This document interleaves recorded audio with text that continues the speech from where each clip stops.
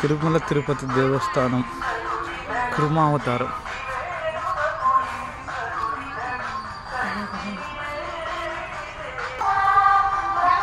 ఇది శ్రీ మహావిష్ణువు యొక్క రెండవ అవతారం.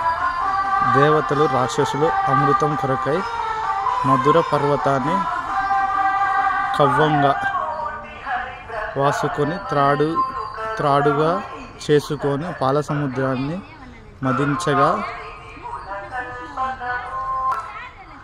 మధుర పర్వతం నీటిలో మునిగిపోయింది.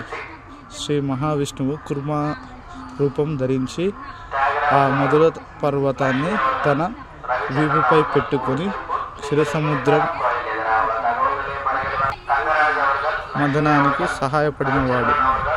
అమృతాన్ని సాధించి నిమిత్తమై దేవతలు సహాయపడినవాడు. శ్రీ మహావిష్ణువు యొక్క దివ్య అవతారం ప్రసిద్ధి పొందింది ఈ కుర్మావతారం.